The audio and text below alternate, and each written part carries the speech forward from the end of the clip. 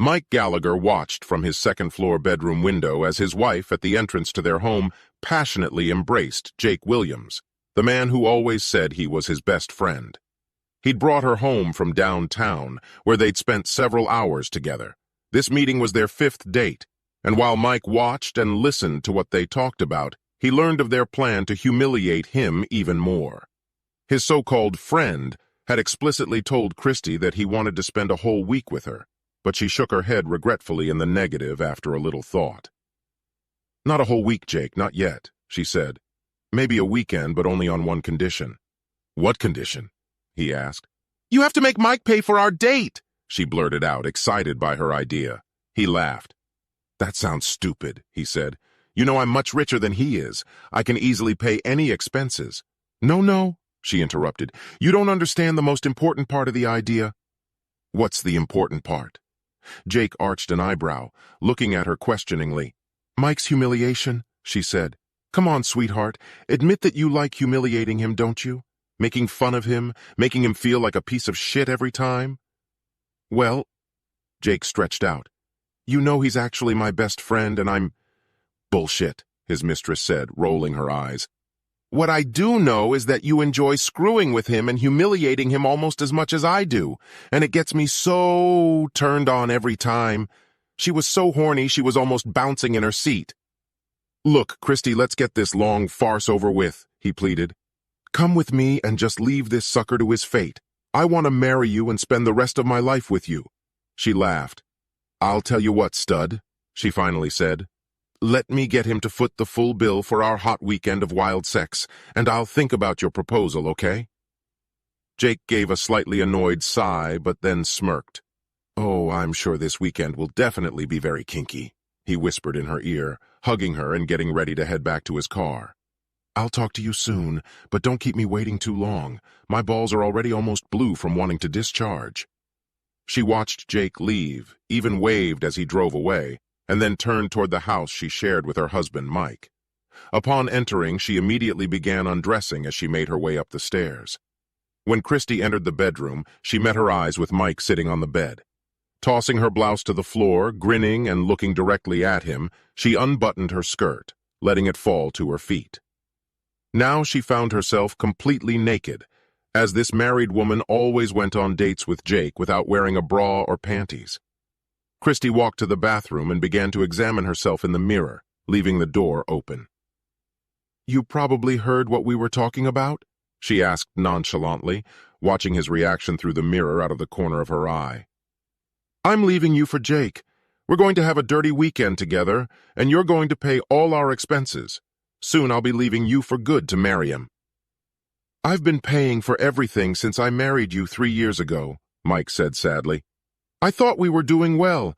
I've done nothing but love you with all my heart and try to show it every day. Don't you love me at all?" Christy only snorted contemptuously. "How could I ever continue to love you?" she asked sarcastically. "To me, you're nothing but a slob and a wimp who lets his best friend date his own wife." Taking her eyes off the mirror for a second, she saw Mike turning away from the window and slumping his shoulders, sniffling on the bed. "Oh, come on, be a man." With a dismissive snort, she tossed it in his direction. "Is that why you've been so disrespectful to me these past few months?" "What about your vows before the altar?" he asked quietly. "Do you really think I'm going to be stopped by words I once foolishly spoke?" Her voice was full of irony. "The loser and weakling I see in this room doesn't deserve me. Please, Christy, please don't do this to me. I still love you and your cruel words are breaking my heart." Mike's voice trembled as he slid his gaze over her gorgeous figure.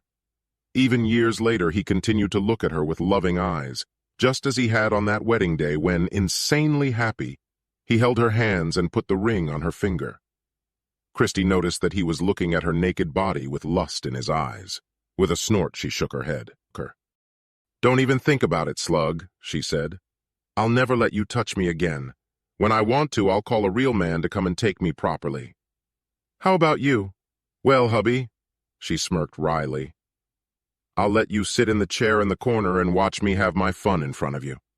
Engrossed in her fantasies, Christy didn't notice how with each passing minute the features of his always soft face hardened, the skin on his cheekbones tightened, and the fingers on his hands involuntarily clenched into fists. "Damn you, bitch," Mike muttered, getting out of bed. Christy's hand, brushing his curls, froze halfway down his arm. It was the first time her soft and loving husband had spoken such harsh words to her. Straightening up and turning her head, she followed with her eyes as he left the room and started down the stairs.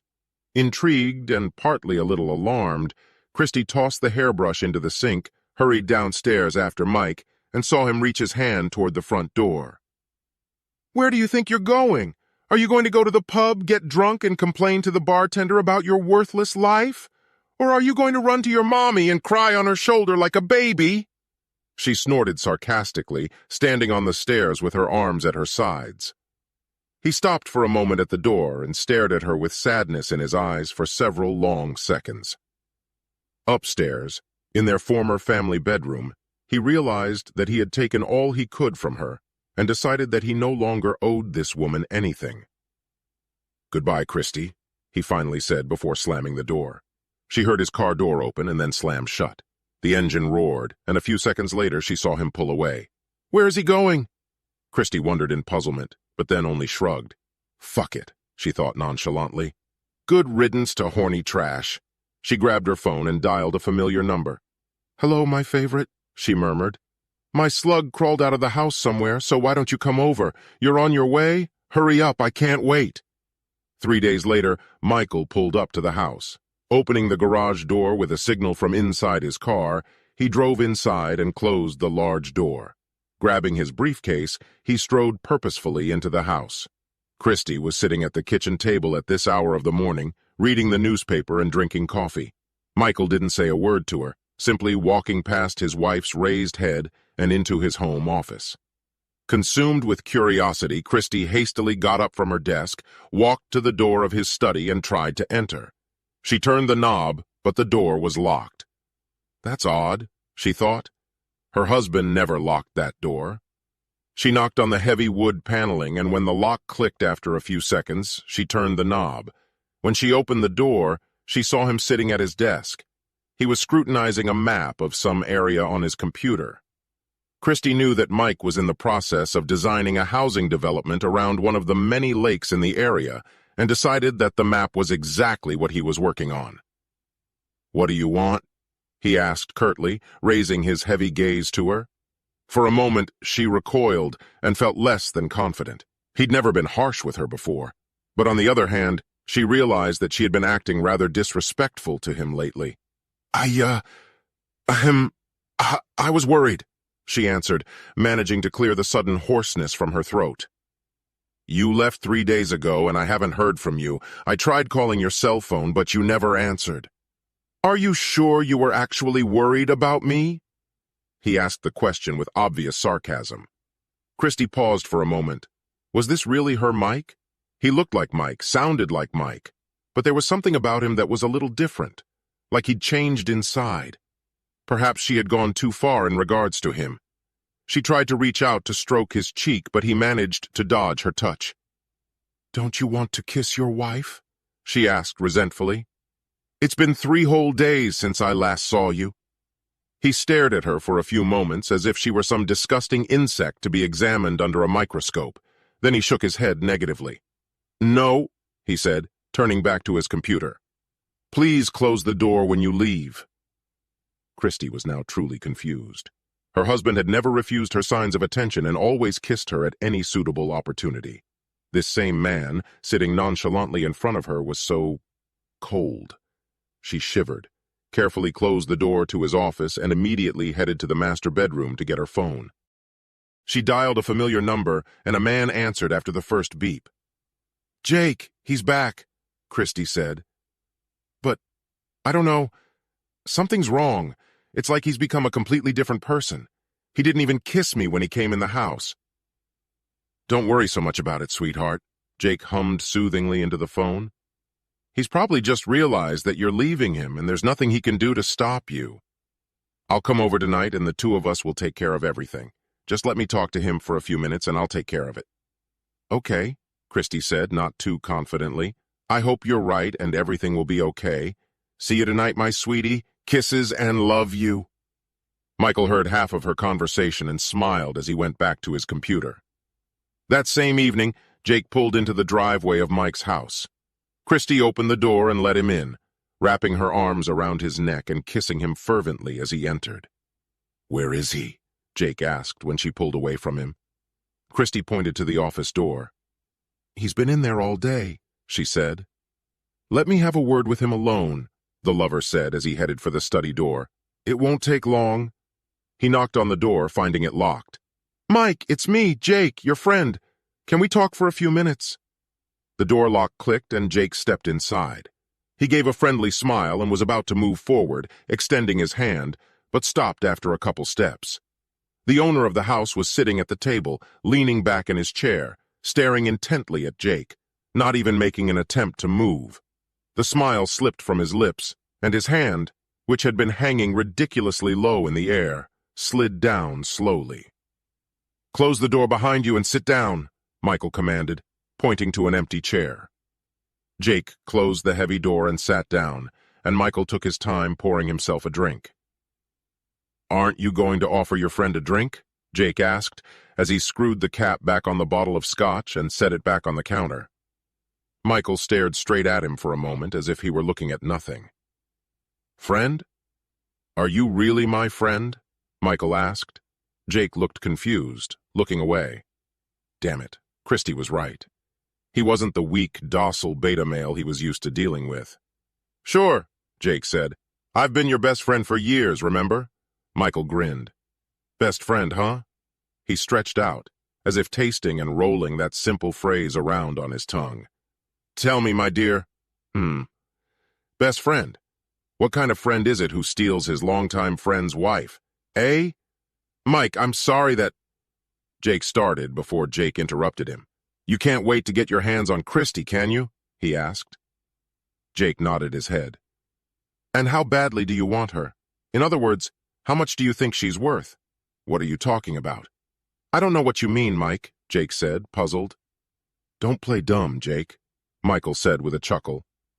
"You're a very experienced businessman, with strong business acumen, or you wouldn't have made all those millions. You know there's always a price to pay for every deal. So let me ask you again, how valuable is Christy to you?"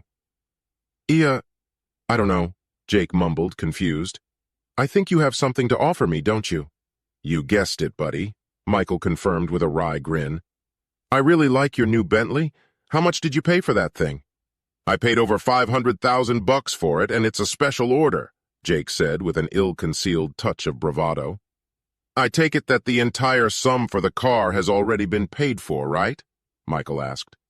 "Of course it's all mine," Jake said. "Well, that would be a good way to start our deal." Michael smiled and twirled the glass in his fingers, looking at the shimmering liquid in the light. "Cheers!" He saluted Jake, raising the glass and taking a sip. "Wait, what?" Jake said as if he couldn't believe his ears. "You want me to give up my Bentley in exchange for Christy?"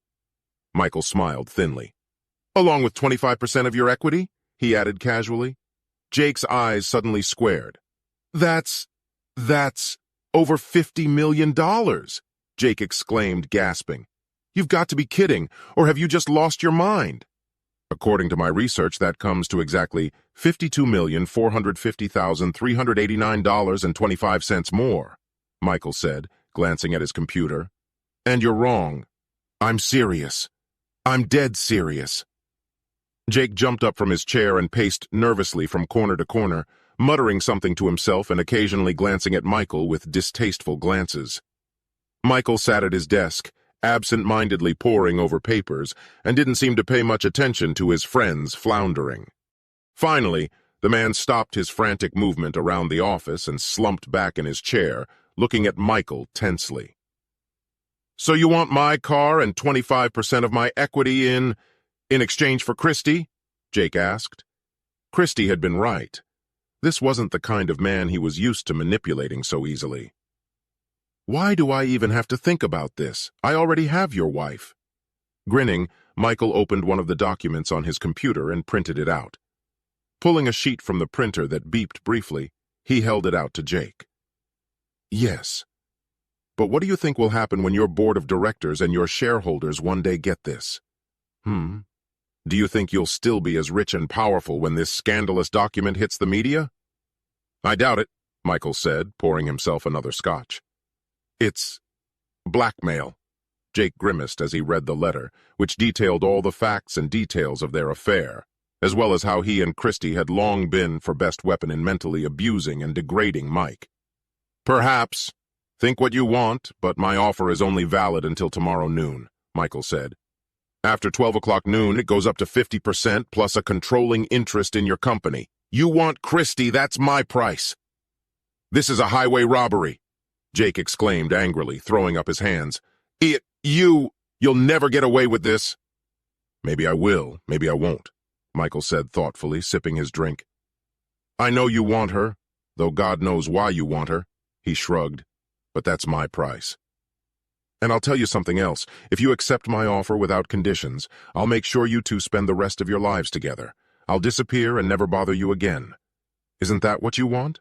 Well, yes. I would love to spend the rest of my life with Christy, Jake said. Michael smiled. You see, if you agree to that, I'll even promise to make you two a celebratory dinner, Michael offered. What do you say to that? I need some time to think about it, Jake answered. Michael nodded understandingly. I'll give you until noon tomorrow.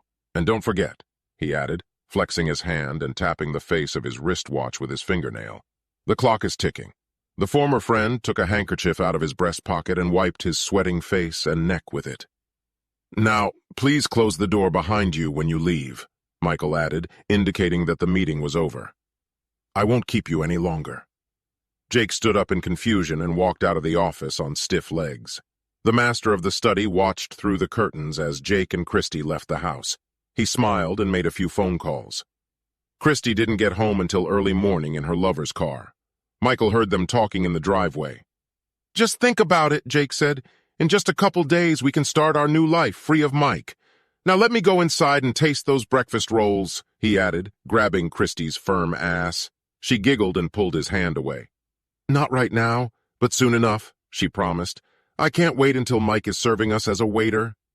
Christy kissed him and watched Jake pull away. Then she walked into the house and saw the light on in her husband's study. I wonder if he's been in there all this time, she thought. She jerked on the door, but it was locked. Mike? She called through the door. I want to... Go away, Michael's voice came to her. Christy stooped a little longer at the locked entrance, listening, but then decided not to push it any further. She was more than concerned about her husband's strange behavior and went upstairs to the master bedroom. The next morning, Michael received a short message from Jake. Deal. He responded immediately with the offshore account number and a warning that he would follow up to make sure the transaction was complete. A couple hours later, Michael confirmed that the agreed amount had been received in full, after which he instantly transferred it onward, dividing it among several other accounts that he had access to exclusively. Finishing the money matters, he sent messages to Jake and Christy. Dinner will be tonight, on me. Be here at 7 p.m. sharp. He went to get the ingredients he needed for dinner for the night and returned an hour later, slamming in the kitchen. Michael loved to cook, and there was something particularly sentimental, bittersweet about tonight's farewell dinner for him and his guests. Christy got home around 6 p.m. that evening and went straight into the kitchen. She had never seen or had any idea until that evening that her husband could cook, but apparently he knew his way around a kitchen. Whatever he was cooking, it smelled delicious. I didn't know you could cook, she said with genuine surprise. He looked at her, raising an eyebrow and resting both hands on the table before he spoke. There's a lot you don't know about me at all, he replied, wiping his palms with a rag. Maybe if you stayed home once in a while instead of running away to your lover, you'd learn something too. At least I've learned a lesson in how to stand up for myself. Now go and clean yourself up. Your beau will be here soon. She made another attempt to kiss him on the cheek like yesterday, but he turned his head away and pulled back to avoid her touch. Christy staggered out of the kitchen and then ran up the stairs to the top of the stairs, tears streaming down her face. What have I done? She asked herself. A few minutes before 7, Jake showed up and pressed the bell at the front door. Michael opened the door and let him inside. Without further ado, Jake pulled the signed documents from the folder he'd brought with him and handed him a bunch of keys to the Bentley. Business comes first, doesn't it? Michael grinned. Just like I promised, Jake replied, coughing. Damn, my mouth was dry from all this. Can I get something to drink? Thank you for keeping your promise. I'll buy you and Christy some great champagne soon so you can celebrate, Michael said as he tucked his keys into his pocket. He was looking forward to driving the new Bentley. Soon, Christy came downstairs, looking fresh and stunning in a short black dress with a full back that left nothing to the imagination. Michael noticed that she had taken off her rings. She approached the dining table, and Michael pulled back a chair for her warningly. She smiled at him as she sat down, but he didn't return her smile. Jake sat down as well, smiling wider than a Cheshire cat. You look beautiful, my dear, he told her, kissing her hand and looking at her adoringly. And I see that you've finally taken off your rings. That's very good. She smiled again as Michael brought 2 glasses of champagne and set them on the table in front of them. He went back to the kitchen and returned a minute later, carrying a large dish in his hands. When he removed the lid, a cloud of steam escaped, and they all savored the aroma of the lasagna Michael had prepared. It smells divine, Mike, Jake admitted, spreading the napkin on his lap. Maybe you've missed your true calling. Michael said nothing, serving 2 servings, 1 for each plate. Christy picked up the utensils but stopped, raising her gaze to him. Aren't you going to join us? She asked. Michael shook his head, pouring champagne into tall glasses. No, he answered. This dinner party is just for the 2 of you. I don't want to interfere with your enjoyment of the food and each other. Michael stepped aside and watched the lovers sip champagne for a while, toasting to each other and to a happy future together. Soon they stopped paying attention to him and didn't even notice that he went into his office with a wry grin on his face. Lowering himself into a chair, he glanced at his watch. Any moment now, Michael thought, and indeed, it wasn't long before he heard 2 thuds and the rattle of a fallen fork. As he left the study and looked into the dining room, he saw Christy and Jake slouched in their chairs. Jake's pale face was tucked under his plate of uneaten lasagna, his left arm hanging almost to the floor. Christy's body, with her dress pulled up over her hips, slid a little off the chair, seductively exposing the ties of her stockings. Her head bowed to her chest, and the shards of a broken glass scattered on the floor beneath her arm, resting on the arm of the chair. Good, he thought. They'll be out for at least 6 hours. Michael changed his clothes and set to work, stripping both lovers naked, entwining their bodies and tying their arms and legs around each other. Grabbing a wheeled cart from the garage, he wheeled the 2 men outside, first wrapping their still unconscious bodies with heavy chains to which weights were attached for security. Michael put ball gags in their mouths in case they woke up before he reached his destination. It wasn't easy, but he still managed to fit them both into a large sailcloth bag he had bought especially for the occasion. Using a dolly and a portable hoist, Michael transferred the sack with the lovers into the trunk of the Bentley, then closed and locked the lid. Under the many stars in the rapidly darkening sky, he got into his car and headed out of town. When he reached his destination a few hours later, he heard fussing and muffled mooing, and then he loosened and opened the neck of the moving bag. 2 stunned heads peeked out, looking around in complete panic at the darkness around them. Michael leaned over them, carrying a small pocket stun gun. If you promise to remain silent, I'll remove the gags and answer any questions you may have, he said. But if you scream, I guarantee you won't like my retort, he added, demonstrating the taser in his hand. They nodded their heads almost in sync, and Michael released them from their gags. Where are we? Christy asked in horror. Who are you? What the hell is going on? Her voice was clearly panic-stricken. Yes, Jake said. What the hell is going on here? According to my GPS, we're at the exact spot where your husband killed himself, Michael told his unfaithful wife. What? Mike, you... Killed himself? Christy cried out, her eyes widening. What do you mean? What are you talking about? Yeah, he told me all about how you've been mean to him for the last couple of years, depriving him of sex, hornswoggling him, humiliating him, and so much more, Michael said. Oh, I apologize. I forgot about good manners. You probably think I'm Mike. Actually, I'm his twin brother, Michael. Not only do he and I share DNA, but we just so happen to have the same name and the same middle initial." Jake and Christy stared at him in shock, like a pair of deer on the road caught in the headlights. "I warned him about you, Christy, but he lost his head in love and wouldn't listen to me. You have no idea how close I came." Michael brought his thumb and forefinger close together, to stepping in and saying something the moment the preacher said, "If anybody has any reason why these two ought not to marry, let him say so now." "But I didn't do anything then, and I still blame myself for it," he added bitterly. Were you at our wedding?" Christy asked in astonishment. "I don't remember seeing you." "I was dressed so as not to draw too much attention to myself," Michael said. "You see, Christy, although Mike and I have a lot in common in appearance, in reality we are quite different. He was a patient and soft-hearted man who always got along with everyone around him. Unlike me, he avoided conflict. And most importantly, he loved you with all his heart and was willing to put up with almost anything just to make you happy. I, on the other hand, I saw right through you from the start. I was sure you were a conniving bitch who would cheat on him at the first opportunity that was convenient and favorable to you. How did I know that?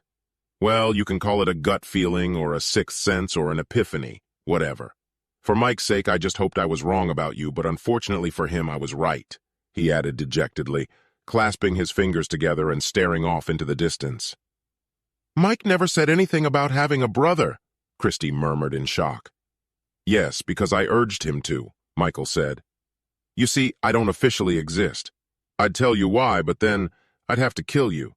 Wait a minute, though." He threw back his head and laughed. "As you can see, it's pretty dark now, so you probably don't recognize the surroundings," Michael continued after he'd finished laughing at his own joke. "In case you're still wondering, we're in the deepest part of Bottomless Lake, the same place where Mike ended all that crap a few days ago. You see, Christy, he couldn't take what you did to him anymore and took the easiest and quickest way out. I tried to stop him, but he was inconsolable." Tears were streaming down Christy's face. "Mike, did he kill himself?" she asked in a shaky voice. My God, I never wanted him dead." "Bullshit, you lying bitch," Michael snorted contemptuously. "You threw it in his face that you didn't love him. You might as well have put a gun to his head and pulled the trigger." Michael looked at Jake. "And as for you, asshole, you've been pretending to be his best friend all these years. And you still haven't answered my question. What kind of friend is it that steals his friend's wife?" "What, you don't say anything? Keeping your head down? Maybe you're finally ashamed of yourself?" Michael asked with unconcealed sarcasm. "The truth is, you asshole was never his friend. You used him to get what you wanted. You enjoyed playing on his feelings, tooting his horn, and humiliating him every chance you got. But, you promised me that Christy and I would spend the rest of our lives together, remember?" Jake asked hoarsely. He raised his head and practically roared, staring angrily at his captor.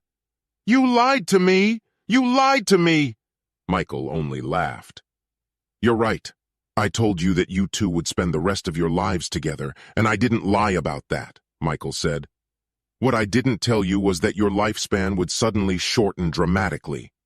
So yes, your life together will be tumultuous, but very short. You'll even die together on the same day, like in all those romance stories." Michael smirked. "And it'll damn well be deserved, since you two are conspiring against my brother." "Please don't do this to me! To us!" Christy sobbed, tears rolling down her cheeks. Michael looked at her coldly and darkly.